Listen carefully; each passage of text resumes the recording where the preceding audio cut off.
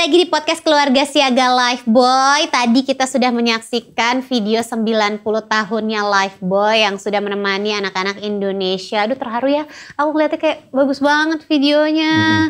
Kalau tanggapan dari Prof, gimana Prof dulu ya, Mas Panji ya? Silakan Prof. Tadi ada Prof waktu di sungai. Masa kecil ya. Amat mengesankan, luar biasa. Yang ada dua yang tadi saya tangkap, yang utama. Yang pertama adalah untuk mencapai cita-cita, menggapai mimpi memang bertahap. Tidak bisa langsung, memang perlu proses, perlu waktu. Dan memang harus gigih, tidak bisa langsung mencapai cita-cita dengan cepat. Itu yang pertama, jadi perlu proses. Dan proses itu lebih penting daripada menurut saya dari capaian langsungnya. Yang kedua adalah pendampingan. Tadi saya menilai bahwa pendampingan seorang ibu sewaktu anaknya berhalangan atau gagal ataupun ada masalah itu menjadi penting banget, dan itu seperti saya sampaikan tadi aku merasakan banget. Jadi dua hal itu saya kira amat penting untuk disampaikan. Relate juga sama Prof ya ketika meniti pencapaian mimpi Prof untuk menjadi seperti sekarang gitu. Benar sekali. Kalau Mas Panji gimana Mas Panji? Ya tadi sebenarnya yang paling menarik adalah bahwa dalam perjalanannya secara tidak langsung mungkin Lifeboy juga ikut melindungi mimpi anak-anak kan, karena kalau misalkan nggak sehat kan kita nggak bisa mencapai cita-cita. Dan orang tuh suka lupa bahwa kesehatan itu dimulai dari sesederhana cuci tangan. Di Indonesia kan masih jarang tuh. Masih banyak anak-anak atau mungkin keluarga yang nggak membiasakan cuci tangan. Jadi, dan itu nyata di keluarga kita, nyata di rumah kita. Terharu aja sih, apalagi beberapa sosok saya juga jadi bagian dari pencapaian-pencapaian mereka kayak Susi Susanti, Alias Pikal. Mereka tuh juara dunia gitu untuk anak-anak seumur saya. Saya waktu itu SD kayaknya. Waktu mereka juara dunia, Susi Susanti dapat medali emas, Alias Pikal juara dunia, saya SD. Jadi untuk anak SD ngelihat orang Indonesia juara dunia itu kan bangga banget ya. Mengagumkan sekali gitu. Jadi ya terharu aja ngelihat prosesnya dan bagaimana Lifeboy menemani. Wih, luar biasa. Termasuk Mas Panji sendiri merawat kedua buah hati Mas Panji, merawat mimpi-mimpinya, juga menemani. Iya, dan pokoknya saya percayanya tugas, tapi ini bukan yang paling benar ya, ada banyak orang kan. Ada tipikal orang tua yang dari kecil, dari umur 4, dari umur 5 belajar golf, karena nanti jadi Tiger Woods misalnya. Atau dari umur 5 udah belajar piano karena nanti akan jadi komposer. Sehingga fokusnya di situ dan beneran jadi. Tapi ada juga kalau saya lebih tipikal yang pengalaman seluasnya, nah nanti tanggung jawab saya adalah pokoknya ketika mereka tahu mereka mau jalan kemana, saya harus siap untuk menyediakan jalannya dan memfasilitasi. Dan itulah peran orang tua. Tapi saya nggak pernah mengarahkan dan nggak pengen mengarahkan karena saya juga tumbuh kembang bukan dari orang tua yang mengarahkan. Ayah saya insinyur listrik dan brilian, juga karateka. Saya nggak ngerti listrik dan nggak jadi karateka. Ibu saya kerja di bank, saya nggak diharuskan untuk kerja di bank. Bayangin yang satu insinyur listrik, yang satu bankir, anaknya jadi komika kan bukan sesuatu yang jauh ya, nggak linear, tapi itu juga karena nggak pernah diharuskan. Bahkan ayah saya nggak mengharuskan saya pintar matematika, hanya saja dia ngerasa kalau saya ngerti matematika masa anak saya enggak gitu. Jadi dia ajarin, tapi dia nggak maksa untuk harus kayak dia gitu. Dan itu terbawa terus sampai ke anak-anak. Gitu. Dan saya ngerasa cara ayah ibu saya merawat mimpi saya itu yang membuat saya ketemu dengan proses ini gitu, dan moga-moga itu juga jalan yang bisa ditemukan anak-anak. Nah itu dia, maksudnya jadi sedari kecil Mas Panji memang orang tuanya tidak pernah mengarahkan untuk kayak harus jadi ini, harus ini gitu. Sama mungkin juga Prof Zubairi juga seperti itu sepertinya ya sama anak-anaknya Prof gitu ya. Tapi sebenarnya di luar sini kan, di luar sana tuh banyak orang tua tuh yang kayak ngarahin anak saya pokoknya harus jadi ini. Anak saya lesnya harus begini-begini, biar begini-begini. Tapi sebenarnya boleh gak sih Prof? Anak tuh di-push seperti itu gitu. Supaya ya itu jadi mimpinya beliau apa mimpi orang tua ya? Iya, setiap anak itu bisa dikatakan spesifik. Jadi gak bisa juga kita maksakan karena bakatnya bisa beda banget seperti anak saya nggak ada yang mau jadi dokter. Tetapi yang perlu dibina adalah kebiasaan untuk membaca, untuk belajar, dan untuk hidup sehat. Nah, selama itu kita bina, dan saya merasa terbina sekali oleh kedua orang tua saya, sehingga mungkin agak lambat, tapi saya merasa bahwa prestasi saya, kalau masih bisa dibilang prestasi setelah pensiun, itu alhamdulillah masih melakukan penelitian bersama Indonesia, Ukraina, Vietnam, dan Amerika, dan publikasi penelitian itu ada di 14 jurnal setelah pensiun. Jadi artinya kita memang harus selalu belajar terus-menerus seumur hidup. Itu perlu kita tanamkan juga ke anak-anak kita, apapun profesinya.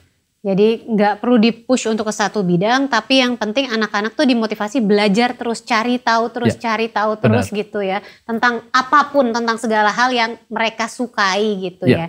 Dan harusnya dari umur berapa Prof? Kita mendorong anak-anak kita tuh untuk mulai menghidupkan mimpi, merawat mimpi gitu. Iya, itu dari kecil. Jadi kebiasaan untuk belajar, misalnya kalau habis maghrib jam sekian sampai jam sekian itu tetap harus di meja belajar gitu. Jadi membiasakan, dan orang tua memberi contoh juga bahwa orang tuanya juga masih terus membaca. Nah, untuk saya juga merasa bahwa kan kita harus sehat fisik, namun juga harus sehat otak. Jadi kalau hanya olahraga fisik saja, saya kira itu bagus, namun tidak cukup. Jadi membaca olahraga otak supaya aku tidak cepat-cepat Alzheimer gitu. Oh iya benar.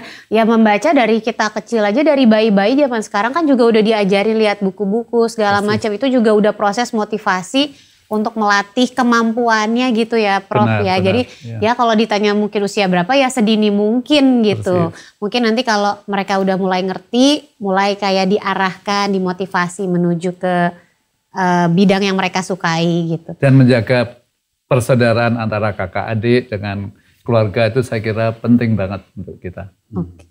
Nah kalau dilihat dari bapak-bapak yang hadir di sini, kayak mimpinya udah tercapai semua ya? Ada yang belum tercapai nggak sih? Mas Panji ada yang masih belum tercapai nggak sih? Wow, pertanyaan menarik sekali. Karena ini juga yang saya sampaikan ke anak-anak. Saya selalu bilang sama anak-anak bahwa jangan ragu untuk mengubah arah karir ataupun mengubah cita-cita. Nggak apa-apa. Bapaknya aja baru ketemu stand up comedy umur 3 berapa ya? Mungkin 33, 34 baru ketemu stand up comedy, baru jadi stand up comedian gitu. Di saat sudah punya karir gitu. Dan di Indonesia ada banyak banget orang-orang yang karirnya berubah. Kayak anak zaman sekarang, kalau disebut Denny Sumargo, taunya content creator. Saya taunya atlet basket nasional dia. Atau Vincent dan Desta, mereka taunya content creator. Pada zamannya mereka adalah pemain band gitu, musisi. Jadi untuk tetap cair juga. Dan itu membuat saya juga berpikir, ada nggak ya mimpi yang belum tercapai? Bisa jadi ada, karena belum terpikir aja. Belum tahu bahwa akan ke arah sana gitu. Dan yang penting yang saya contohkan ke anak-anak adalah mannerismnya juga. Kalau dia ngelihat, ini bapak saya sampai pindah ke New York, meninggalkan karirnya yang udah stabil untuk memulai lagi dari bawah. Kalau dia mau berjuang seperti itu, berarti saya juga bisa. Jadi yang dicontohkan perjuangan. Kayak istri saya kan dia nulis dan menyutradara juga dan nyanyi juga.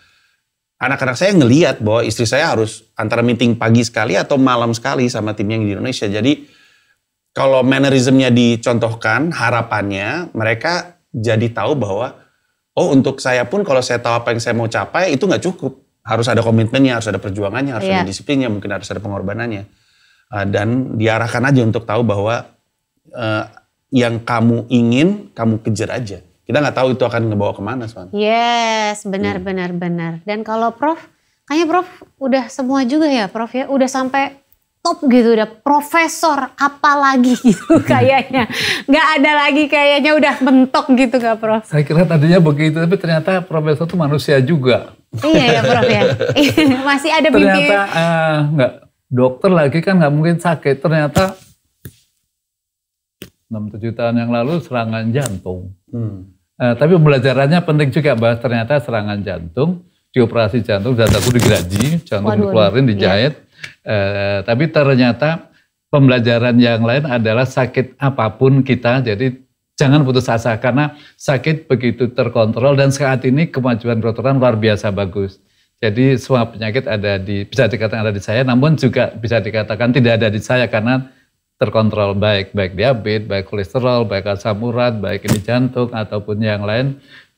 Si budak sedikit, aku pernah buta loh. Jadi semuanya, tapi ternyata dengan pengobatan modern sekarang teratasi dan paling enggak aku hari ini masih bisa hadir di sini. Luar biasa. Pada usia. Segar sekali. Keren. Bisa memberikan kontribusi. Double 7 aja deh. Double 7 atau semacam 707 ya.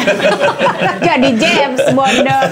Nah itu dia berarti dalam menggapai mimpi-mimpi ini juga yang terpenting adalah kesehatan tadi ya. Seperti Mas Panji bilang, kesehatan fisik. Gimana kita bisa mencapai mimpi-mimpi itu kalau secara tubuh kita aja nggak sehat gitu ya. Sampai Prof juga berjuang untuk tetap sehat, untuk bisa berkontribusi untuk masyarakat gitu. Dan ngomong-ngomong nih, ada yang pernah menjadi brand ambassador dari Lifebuoy, berarti mengerti sekali. Ini hal terkecil untuk menjaga kesehatan yang sering dianggap sepele sama orang, tapi sebenarnya impactnya besar. Cuci tangan, betul. Ya kan Mas Panji ya? Betul sekali. Sebagai mantan brand ambassador dari Lifebuoy, gimana sih Kakak Panji cara cuci tangan yang benar? Ini yang saya ingat ya, Iya. Ini yang saya ingat. Jadi, tapi saya nggak tahu istilahnya, saya tahu gerakannya ya. Oke. Pertama begini, Ya. habis itu sela-sela jari, Ya. habis itu punggung juga, Iya. habis itu kuku juga, Iya. habis itu ini kalau nggak salah. Iya. Terakhir ya ini ya.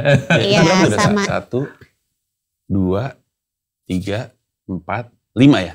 Ya, sama Ya. satu lagi ada jempol. Oh jempol. Iya, Ya, gini ya. Sering cara lupaan. cuci tangan betul. Jadi jangan lupa digosok telapak tangannya pakai sabun, terus kemudian punggung-punggung tangan, sela-sela jari, gerakan mengunci seperti ini ya Mams ya. Mams pasti udah pinter. Lalu jempol-jempolnya dan untuk ujung-ujung jari. Cuci tangannya pakai sabun ya Mam ya. Betul. Jangan cuman pakai air doang, dan sabunnya ya jangan lupa pakai Lifebuoy. Dan ini juga ada 5 momen penting untuk cuci tangan pakai sabun. Udah ada dulu belum? Lupa. Lama saya, tahun 2009. Yang pasti sebelum makan. 2009, sekarang udah 2024 ya. Pokoknya 5 momen penting untuk mencuci tangan. Moms yang biasa nonton podcast Keluarga Siaga Lifebuoy ini pasti udah pinter banget. Sebelum dan sesudah makan, setelah batuk atau bersin, setelah bermain, setelah beraktivitas di luar rumah, jadi ketika pulang ke rumah, dan juga setelah dari toilet. Nah, cuci tangannya juga jangan lupa pakai sabun Lifebuoy. Permisi ya bapak-bapak ya. Ini dia Lifebuoy Antibakteri Hand Wash Total 10 merupakan sabun cuci tangan antibakteri yang mengandung aktif silver formula untuk perlindungan terhadap 10 kuman penyebab masalah kesehatan yang berevolusi semakin kuat. Jadi selain mampu membersihkan tangan dengan sangat lembut, bisa juga menjaga agar tetap bersih dan terlindungi dari kuman. Dan ini bisa digunakan setiap hari untuk membunuh kuman berbahaya 99% dalam waktu 10 detik. Sehingga kulit jadi tetap terawat. Memberikan perlindungan secara total dan juga menyeluruh pada kulit. Formulanya pokoknya mutakhir banget, terbukti melindungi dari kuman dalam 10 detik. Oke, aku kembalikan lagi. Nah, jadi kita sudah ngobrol. Ini tampaknya sudah mau selesai ya obrolan kita pada kesempatan kali ini. Jadi mungkin dari Mas Panji, nanti dari Prof juga bisa memberikan pesan-pesan untuk moms, untuk keluarga Indonesia, bagaimana caranya untuk merawat mimpi-mimpi anak-anaknya supaya bisa menjadi seseorang yang bermanfaat di masa yang akan datang. Gimana nih? Ya kalau dari saya sih pertama sebelum merawat mimpinya, dibantu anak-anak untuk tahu mimpinya apa. Ada banyak jalan yang bisa diambil. Pilihan yang saya ambil adalah memberi kesempatan seluasnya, memberi pengalaman seluasnya supaya mereka bisa tahu apa yang mereka suka, lalu membantu memfasilitasi ke arah sana. Ya. Tapi ketika sudah tahu mimpinya apa, dirawatnya tuh bukan cuma dalam bentuk pemberian fasilitas, tapi yang orang sering lupa adalah dirawat kesehatannya. Itu krusial sekali kalau menurut saya, fisik ataupun mental. Saya ingat waktu itu saya pernah ketemu kakak Sleng. Saya kan dulu ngeliat kakak Sleng seperti apa, terus gitu kan ada masanya dia kan kalau manggung kan nggak pakai baju mulu tuh badannya bagus. Terus saya nanya sama dia, kenapa lu berubah gaya hidupnya jadi lebih sehat, badannya jadi bagus. Terus dia bilang gini, suatu hari gue sadar tanggung jawab gue sama fans gue adalah sehat. Karena kalau gue gak sehat, gue gak bisa bikin karya. Udah sesederhana itu. Iya bagus lagi. banget kan? Iya sih. Jadi sebenarnya tanggung jawab gue tuh sehat. Selama gue sehat, gue bisa terus berkarya. Dan itu akan membantu Mams juga untuk ingat bahwa anak-anak ini tahu mimpinya saja tidak cukup kalau tidak dirawat kesehatan fisik dan mental. Keren. Kalau Prof Ya, saya kira itu Zubairi? benar banget karena kita sakit, yang sakit bukan hanya saya sendiri, namun sekitar kita, istri, anak, semuanya ikut menjadi. Nah, jadi memang menjaga kesehatan saya setuju banget. Tambahan apa lagi? Oh ya, perlu kita juga anak kita punya hobi. Hobi itu menjadi penting untuk melengkapi kehidupan keseluruhan. Jadi selain bekerja, karier, maka menyenangkan hati dengan itu perlu. Apakah itu hobi fotografi, apakah hobi menyanyi, itu saja. Jadi selain pertemanan, persaudaraan, hobi penting. Misalnya pas ini summertime, and the living is easy. Tapi ternyata tidak easy. Sekarang summertime udara panas. Jadi pesan yang lain, jangan lama-lama di luar udara lagi 34 derajat Celcius. Padahal tadi everything is easy ya. Saya pikir Prof mau ngelanjutin nyanyi satu lagu tadi. Atau mau Udah saya tunggu menunjukkan. kredit title-nya naik langsung. Summertime, kredit title. Ntar kabur semuanya. Aduh, mungkin itu salah satu hobi Prof ya, nyanyi ya Prof ya. Untuk menghibur diri dari kepenatan sebagai seorang profesor dan dunia kedokteran ya Prof. Oke, terima kasih banyak Mas Panji Pragiwaksono, terima kasih banyak Prof Zubairi Sama-sama. Jurban. Mudah-mudahan teman-teman Mams semuanya bisa mendapatkan hal-hal yang bermanfaat dari obrolan ini gitu ya. Siapa tahu kalau ada si kecilnya yang sedang butuh pengarahan menuju ke mimpi-mimpinya. Jadi informasi-informasi dari obrolan ini bisa diterapkan di keluarganya Mams. Pokoknya terima kasih sudah menyaksikan podcast Keluarga Siaga Lifeboy. Boleh kalau misalnya punya keluh kesah mengenai masalah kesehatan, ditulis aja di kolom komentarnya. Siapa tahu itu bisa menjadi topik yang menarik untuk kita bahas di episode-episode yang lain dari podcast Keluarga Siaga Lifeboy. Subscribe YouTube channelnya Lifeboy di Lifeboy ID, nyalain notifikasinya, loncengnya, dan Mams juga bisa mendengarkan podcast ini di aplikasi Noise ya. Saya Nikta Gina, pamit undur diri, sampai jumpa di episode-episode berikutnya. Jangan lupa cuci tangan pakai sabun dan hidupkan mimpimu. Bye-bye!